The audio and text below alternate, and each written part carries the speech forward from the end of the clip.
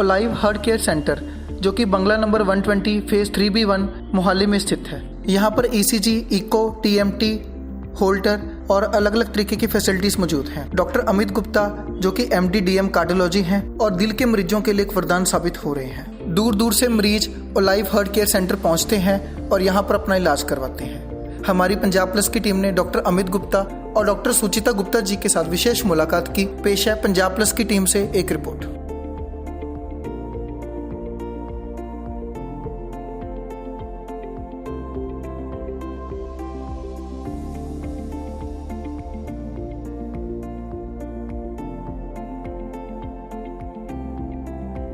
दर्शकों, health plus pro में आपका स्वागत है। आज हम आपको बुलाने जा रहे हैं डॉक्टर अमित गुप्ता जी के साथ, जो पिछले लंबे समय से अपनी सेवाएं दे रहे हैं कार्डियक में, और आज हम उनसे बातचीत करने जा रहे हैं। डॉक्टर साहब का स्वागत है हमारे स्पेशल शो में। Hello viewers, I am doctor Amit Gupta. मैं यहाँ मोहाली में पिछले 15 साल से प्रैक्टिस कर रहा हूँ। पहले मैं 7 से 8 साल तक मैक्स हॉस्पिटल मोहाली में था, उसके बाद IV हॉस्पिटल मोहाली में, और ये olive heart care centre Mohali में हमारा अपना क्लिनिक है, जहाँ हम पेशेंट्स को OPD में कार्डियक टेस्ट के लिए और उनके हेल्थ पैकेजेस के लिए चेक करते हैं। और यहाँ पे पेशेंट को हर तरीके से बेहतर सहूलियत दी जाती है। कम से कम समय में पेशेंट को वेट हम कराते हैं और उसके सारे हार्ट के जो टेस्ट हम करते हैं उसमें भी बड़े ही सही रेट्स पे और कम से कम समय में हम वो टेस्ट पेशेंट्स को करके देते हैं। और ये हमारी लगातार कोशिश रही है कि अपने पेशेंट्स को जिनको हार्ट की समस्या है, ब्लड प्रेशर की समस्या है, शुगर की समस्या है, हार्ट कमज़ोर है या धड़कन की प्रॉब्लम है, इस तरह के मरीज़ों को हम अपनी सलाह से और अपनी दवाइयों से अस्पताल में पहुंचने से रोक सकें, हॉस्पिटल में एडमिट होने की पेशेंट्स को ज़रूरत ना पड़े, ऐसी हमारी लगातार कोशिश है। तो उसके लिए पेशेंट्स को समय पे हम बुलाते हैं, यहाँ पे उनको गाइड करते हैं कि आगे क्या करने की ज़रूरत है हार्ट के लिए, ब्लड प्रेशर के लिए, शुगर के लिए, और उस उचित सलाह से काफ़ी पेशेंट्स हैं जो हमारे अच्छे रिजल्ट्स दे रहे हैं।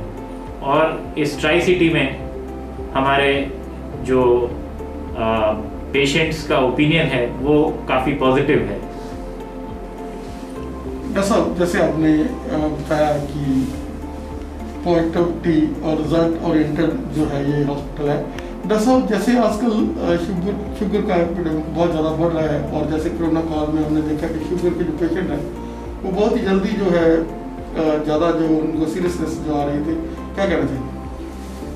देखिए, जैसा कि हम सब जानते हैं, हमारी कंट्री में शुगर की बीमारी, ब्लड प्रेशर की बीमारी, हार्ट की बीमारी, ये तीनों बीमारियों में दुनिया में सबसे ज़्यादा मरीज़ हमारी कंट्री में हैं। और अगर ये देखें तो ये कोई इसमें आश्चर्य की बात नहीं है। ये तीनों बीमारियां कट्ठियां चलदियां ने। जिस मरीज़ ਨੂੰ शुगर है उन्होंने काफ़ी हद तक ब्लड प्रेशर भी होता है तो हार्ट की बीमारी भी होती है। इतना ही ब्लड प्रेशर हार्ट की मरीज ਨੂੰ पैदा करने का मेन रिस्क फैक्टर है। जैसे आप एक प्रिवेंटिव डॉक्टर माने जाते हैं और अपने पेशेंट्स को जो कि पहले से आपके साथ जुड़े हुए हैं, 15 साल हो गए, जिनको हार्ट अटैक की प्रॉब्लम थी, क्या कहना चाहेंगे कि आप जैसे आप बार बार यही बात को एक्सरसाइज कर रहे हैं कि आपको हॉस्पिटल आने की जरूरत ना पड़े, जो भी लोग आपसे जुड़ते हैं तो आप उनको यही आपकी गाइडेंस रहती है, उसके बारे में क्या कहना चाहेंगे? देखिए, आपने बड़ा सही सवाल पूछा है। Basically I am not a preventive doctor, but मेरा ये रियलाइजेशन हुआ है, मैं काफ़ी इंटरवेंशन में काफ़ी आगे रहा हूँ, और अराउंड 7 साल जैसे मैंने बताया मैक्स हॉस्पिटल में, और 3 साल IV हॉस्पिटल में मैंने इंटरवेंशन कार्डियोलॉजी में सारे डिफ़िकल्ट केसेस हमने मैनेज करे हैं। बहुत सारे एंजियोप्लास्टीज, स्टेंटिंग, पेसमेकर्स, बाईवेंट्रिकल पेसिंग, ICD इम्प्लांटेशंस, इस तरह के प्रोसीजर्स हमने बहुत किए हैं। बट निष्कर्ष ये है कि ये बीमारी ऐसी है जिसको हम किसी भी अस्पतालों को खोलने से नहीं हरा सकते हैं। अस्पतालों में हम सिर्फ बीमारी के कॉम्प्लिकेशन को डील करते हैं। आपकी ब्लॉकेज 95% आ गई, आपको हार्ट अटैक हो रहा है, तो उसमें हमने स्टेंट किया और आपकी लाइफ को हम बचा पाए। लेकिन हमारी बहुत सारी पॉपुलेशन ऐसी है जो इस बीमारी से अफेक्ट हो रही है। तो क्या सबके लिए स्टेंट डालना शुरू कर दें या सबका बाईपास करना शुरू कर दें? ये तो कोई बात नहीं हुई। तो हमारा जो एफर्ट है वो ये है कि शायद ये प्रोसीजर सिर्फ और सिर्फ कुछ सिलेक्ट पॉपुलेशन के लिए होने चाहिए जो इस बीमारी में इतना आगे बढ़ गए कि एक्यूट हार्ट अटैक हो रहा है। और अब जैसा मैं आपको बताऊं, हमारे कई ऐसे ट्रायल्स, मेडिकल ट्रायल्स ऐसे आए हैं जिसमें ये बताया गया है कि सिर्फ बाईपास या एंजियोप्लास्टी ही इलाज नहीं है। अगर आप अच्छे तरीके से दवाई करें और पेशेंट को स्टेबल रख पाते हैं तो ये बहुत अच्छा तरीका है।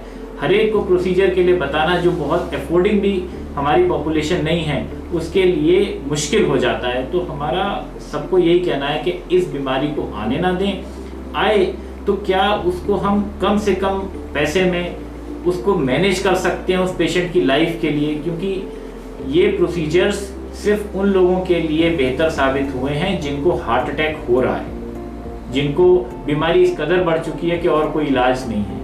लेकिन काफ़ी लोगों के लिए जिनकी बीमारी लिमिटेड है उनको हम एक अच्छी दवाई से कम पैसे में मैनेज कर सकते हैं। डॉक्टर जैसे शुगर हो गई, शुगर तो इंडिया में, हमारे पंजाब में तो बहुत ज़्यादा तेज़ी से बढ़ रही है, चंडीगढ़ एरिया में बढ़ रही है।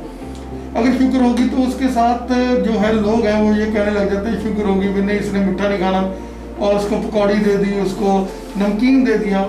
मतलब इस हद तक नमकीन और वो जो उसके मतलब कंज्यूम करता रहता है, उसके बारे में क्या कहना चाहेंगे कि शुगर के पेशेंट अगर शुगर हो जाती है तो उसके बाद आदमी को बहुत अवेयर होना चाहिए कि ये शुगर और हार्ट का तो घी खिचड़ी का रिश्ता है। आपने बिल्कुल सही सवाल बताया है। इसमें जो शुगर के पेशेंट्स हैं उनमें शुगर के अलावा जो चीज़ें ध्यान में रखनी है उसमें एक तो घी और चिकनाई, और साथ में उनका कोलेस्ट्रॉल लेवल्स क्या हैं ब्लड में ये चेक करना भी ज़रूरी है, और उनका ब्लड प्रेशर 130/80 के नीचे रखना भी ज़रूरी है। मोस्ट ऑफ द पॉपुलेशन अगर हम बात करें तो जैसे ब्लॉकेज आ जाती है तो घर में एक तरह का शोक सा पड़ जाता है, उदासी आ जाती है कि अब तो स्टेंट पड़ेगा या बाईपास सर्जरी करनी पड़ेगी। और कई बार फाइनेंशियल कंडीशंस ऐसी होती हैं और उसके साथ साथ सर्जरी के लिए या स्टंटिंग के लिए उसको ये लगता है कि कहीं मेरे को स्टंट पाने के बाद मतलब मैं वही कंडीशन में जो पहली कंडीशन है उसी में रहूँ, उसके बारे में क्या कहना चाहिए?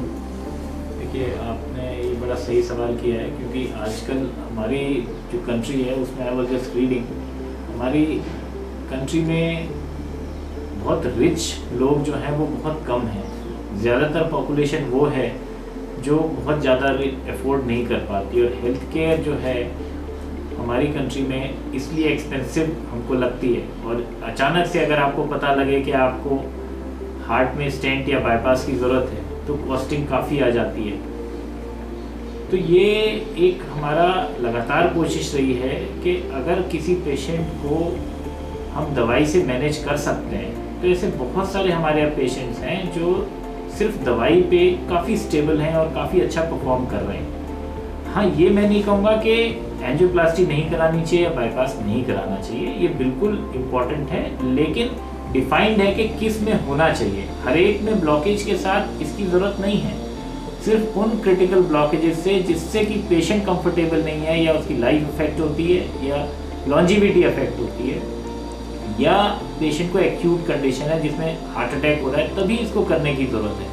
अगर पेशेंट ब्लॉकेज के साथ स्टेबल है तो बहुत सारे लोगों में कुछ भी करने की ज़रूरत नहीं होती, सिर्फ अच्छी दवाई से ही वो मैनेज हो सकते हैं। इवन ऐसे पेशेंट्स जिनको हार्ट बहुत कमज़ोर था, जो कई कारणों से हो जाता है, यानी अनकंट्रोल्ड बीपी था या बहुत ब्लॉकेजेस थी, तो इस तरह के भी कई पेशेंट्स हैं जिनको कि एक उचित दवाई से अच्छा रिस्पांस मिला और वो एक अच्छी लाइफ लीड कर पा रहे हैं। तो हर ब्लॉकेज को स्टेंट या बाईपास की ज़रूरत नहीं होती है, ये चीज़ क्लियर होनी चाहिए।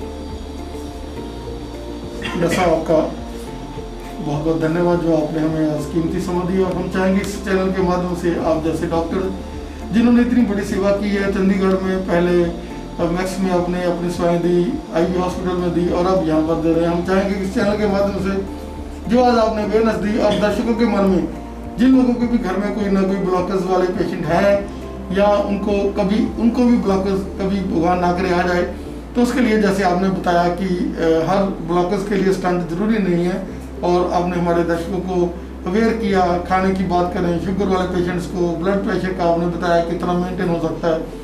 आपका इतनी जानकारी देने के लिए बहुत बहुत धन्यवाद। मैं अपने सारे व्यूअर्स को थैंक्स बोलना चाहूँगा, और एक चीज़ हमारा लगातार आगे भी भगवान करे कोशिश यही रहेगी कि जो पेशेंट और डॉक्टर के बीच में ट्रस्ट है वो हम और बेटर कर पाएँ। और इसमें मैं हमेशा यही अपने पेशेंट्स को कहता हूँ कि इस जो आपकी प्रॉब्लम है उसके लिए हम साथ बैठ के उसका डिसीज़न लेते हैं कि आपके लिए क्या उचित रहेगा। हम लोग अपोजिट पार्टीज़ की तरह नहीं होते हैं। इन माई केसेस आई इंश्योर कि पेशेंट और मैं साथ बैठ के एक ऐसा डिसीज़न ले सकें जो उनके हित में हो और वो एक अच्छी लाइफ लीड कर पाएँ। तो ये ट्रस्ट रेस्टोर करने की ज़रूरत है, और हमारा ऑलिव हार्ट केयर सेंटर एक छोटा सा इसी दिशा में एक कोशिश है। Thank you.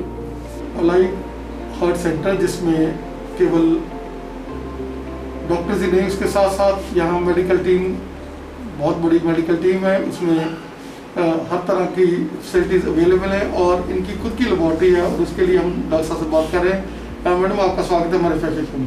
थैंक यू, धन्यवाद।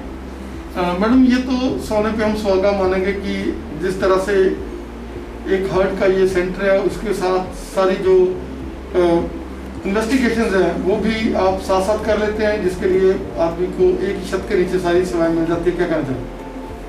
बिल्कुल, ये पेशेंट के लिए बहुत अच्छी सहूलियत हो जाती है कि उसको सारे इन्वेस्टिगेशंस एक ही छत के नीचे मिल जाते हैं, कार्डियक हो चाहे नॉन कार्डियक हो। मैं खुद एक क्वालिफाइड एमडी पैथोलॉजिस्ट हूँ।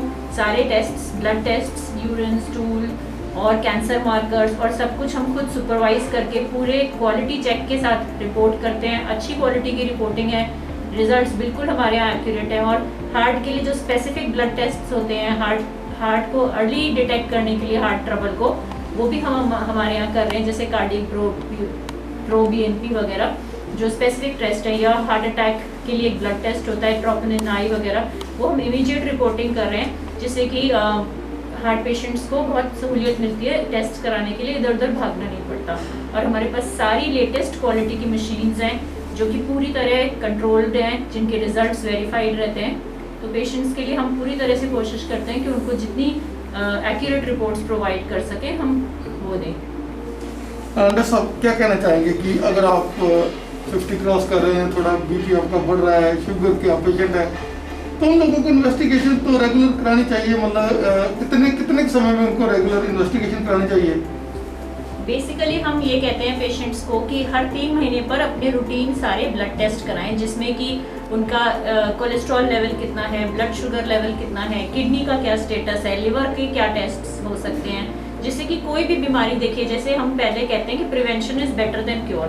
अगर रेगुलर हेल्थ चेकअप कराते रहेंगे, रेगुलर ब्लड टेस्ट कराते रहेंगे अपने पेशेंट्स, तो कोई भी बीमारी अर्ली स्टेज पर डिटेक्ट कर सकते हैं और उसका ट्रीटमेंट आसान हो जाता है। तो मेरे हिसाब से हर 3 महीने पर रूटीन ब्लड टेस्ट जरूर कराने चाहिए। डॉक्टर साहब ने कहाँ सेवाएं पहले दी है और कितना एक्सपीरियंस आप एक्सपीरियंस के साथ यहाँ सेवाएं देंगे? मेरे को पैथोलॉजी के फील्ड में, ब्लड टेस्ट के फील्ड में, इन्वेस्टिगेशन के फील्ड में, जो आप कहें, अपनी पोस्ट ग्रेजुएशन कंप्लीट करने के बाद 14 साल हो चुके हैं। मैं यहाँ पे मोहाली में IVY हॉस्पिटल में लैब इंचार्ज रह चुकी हूँ, अपोलो हॉस्पिटल लुधियाना में लैब इंचार्ज रह चुकी हूँ, और मुकुट हॉस्पिटल में भी एज अ कंसल्टेंट पैथोलॉजिस्ट मैंने काम किया है। अब हम अपने सेंटर पे अपने सारे एक्सपीरियंस को यूज़ करते हुए पेशेंट्स को सारी अच्छी क्वालिटी की फैसिलिटीज़ देने की पूरी कोशिश करते हैं। Thank you. धन्यवाद।